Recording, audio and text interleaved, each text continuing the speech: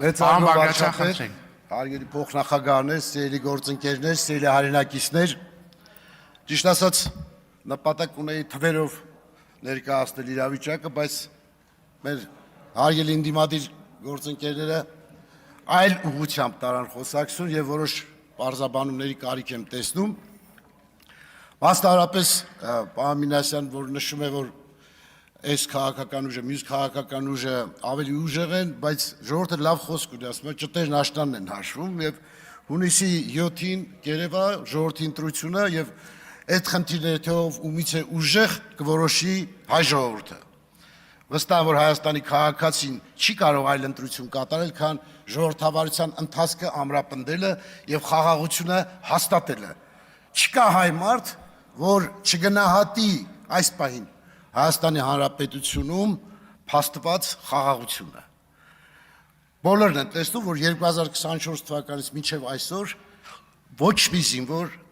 չի զոհվել թշնամու գնդակից, հակառակորդի խոցումից։ Եվ այս փաստը չես կարող աչքերդ փակել եւ ասել չեմ տեսնում, որ ասում եք ինչ արդյունք կա, թվերը չեն կարևոր։ Այո, շատ դեպքում թվերը կարևոր չեն, բայց արդյոք իրականությունն էլ կարևոր չի։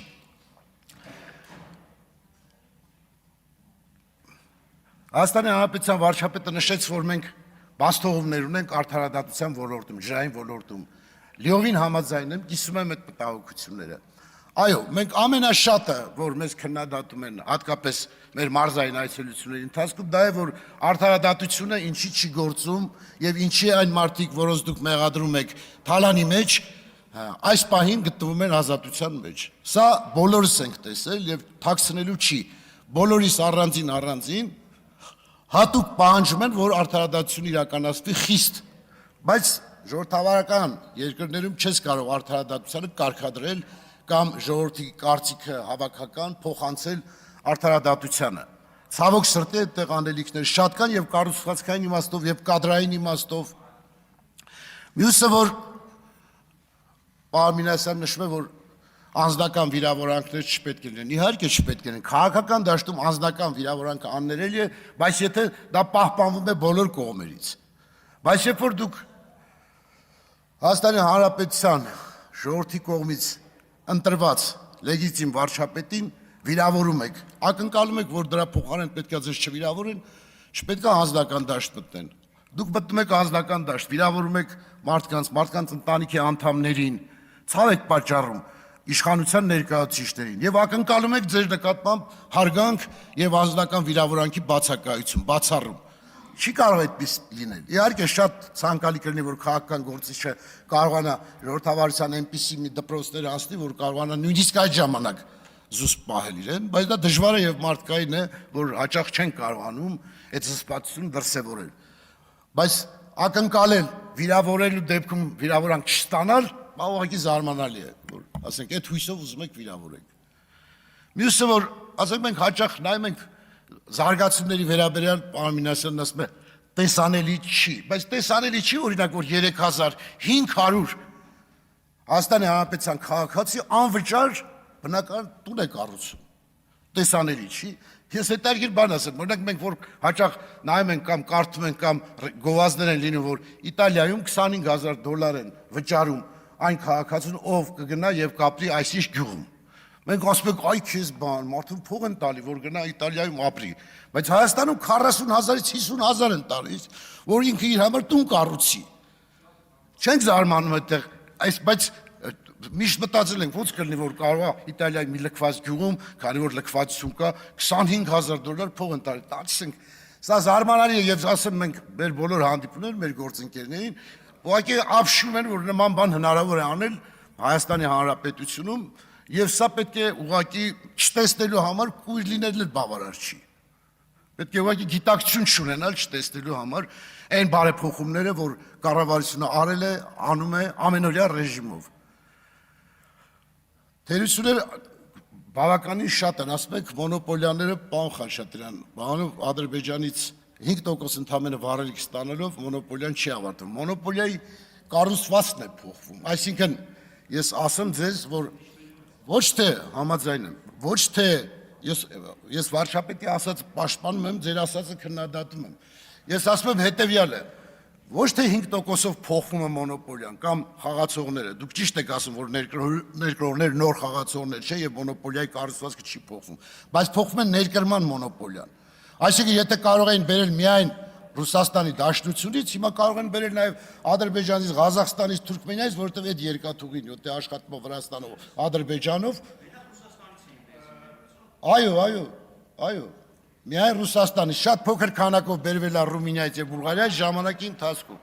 Եվ Ռուսաստանում ձևավորված մաֆիոզ կառույցը այնպիսին է, որ որոշակի վրացական մաֆիոզ կառույցների հետ համատեղ հայկական մաֆիայի հետ աշխատելով այնպիսի մի ուղեր ընտրված, որի մասին բոլորս գիտենք, որ այլ որևէ մեկը չէր կարող մեկ մեքենա վարելիք ներկրել։ Բոլորին է հայտնի։ Եվ հիմա այդ միֆն ենք որ քանդում, հաջորդ էտապում բազմաթիվ խաղացողներ կլինեն։ 30-40 ընկերություններ կմասնակցեն վարելիքի ներկրման եւ դուք եւ ես ականատես կլինենք։ Այսինքն քայլը արված է, ճանապարհը բացված է, խաղացողները կներգրավվեն։ Հաստատ ասում, մի տարի հետո դուք այլ պատկեր կստանաք վարելիքի շուկայում։ Ես գիտեմ, բայց ասում եմ կփոխվի դա։ Ես եմ ասում ձեզ։ Եվ վստահեցնում եմ, որ կփոխվի, եւ նաեւ ասեմ, որ կառավարությունը այն քայլերը, որ արվում է, իսկապես դա շատ լուրջ քայլեր են Հայաստանի պես փոքր երկրի համար, որովհետև մենք արտաքին, քաղաքական, լարվածության պայմաններում եւ պատերազմը նոր հաղթահարելու պայմաններում ակնկալ ենք, որ միանգամից դրախտ կստեղծվի Հայաստանի Հանրապետությունում, իհարկե այդպես չէ, բայց որ որևէ մեկը ցանկացած հայ մարդ իր կյանքում, իր կենցաղում փոփոխություններ տեսնում է, վստահեցնում եմ, որ տեսնում է դրական իմաստով։ Կանթերություններ, նշեցինք արդարադատության, ջրային տարբեր հարցերում անելիքները շատ են։ Այո, ընդունում ենք նաև, որ շատ դեպքում ասֆալտի որակյալ ասֆալտ չի արվում, բայց նաև իմ ուսումնասիրության արդյունքում պարզվել է, որ դրանք որևէ մեկը չեն ընդունվել եւ չեն վճարվել։ Այսինքն, որը որ կա, մենք տեսնում ենք բարձրորակ ասֆալտ, դրանք նորմալ կատարած աշխատանք են եւ վճարված են։ Բայց Երևանից Վայոց ձորի ճանապարհի ընթացքում քանի տեղ ես որ հետաքրքրվել եմ, չեն վճարել եւ այդ ճանապարհաշինական ընկերությունները մեծ ծախսերի տակ են Էսպան եւ բավականին խնդիրներ ունեն։ Այսինքն, որակի իմաստը դա մի օրվում չի լուծվել, բայց ստանդարտները, որ նշեց վարչապետը, ստանդարտները դրված են։ Այլևս ստանդարտներից ներքև իջնել չի լինի եւ այո, եւ կրթության ոլորտում եւ քաղաքաշինության ոլորտում կան անշրջելի որոշակի որոշումներ, որոնք որևէ իշխանություն հետ շրջելու ցանկություն ուղղակի չունենալու եւ նաեւ իմաստը չի լինի, որովհետեւ դրանք դրական եւ զարգացմանը միտված հնարավորություններ են, որը բոլորի համար է, Հայաստանի պետության համար է, ոչ թե որևէ իշխանության։ Եվ մի չարչրկված հարց, որ Պահամինասյանը այդ մասին խոսեց, որ եւ նաեւ հաճախակի է խոսվում Լեռնային Ղարաբաղի հետ կապված, որ հաճախ ասում են, ինչ կապ ունի ՌԴ նախագահն ինչ ասել, դուք Պրահա չստորագրեիք, ոչինչ չէր լինի, բայց պարզ տրամաբանության մեջ, եթե պայմանագրի, նոյեմբերի 9-ի պայմանագրի երկու կողմը համաձայնվել են, որ Ադրբեջանի տարածքային ամբողջականությունը ճանաչում են, Հայաստանն ինչ պիտի աներ։ Ադրբեջանը Ռուսաստանն ասում է ճանաչել է զորքը թանի։ Հայաստանը Պրագա չի գնացել։ Ասում զորքը թանի ճանաչել ես իմ տարածքային ամբողջականություն, ինչ է զորքը թողել իմ տարածքում։ Всё նույն արդյունքներ ստանալու, այսինքն Պրագան որևէ դեր չի ունեցել այդ ամեն ինչի մեջ։ Այդ դեր ունեցել է երկու կողմի որոշումը։ Ռուսաստանի Դաշնության նախագահան երկու անգամ հայտարարել է, որ ճանաչում է Ադրբեջանի տարածքային ամբողջականությունը 21 թվականից սկսած։ Այսինքն Ադրբեջանին ինչ էր մնում ասելու, եթե ոչ դուրս հան զորքերը։ Հետևաբար չի կարելի կեղծել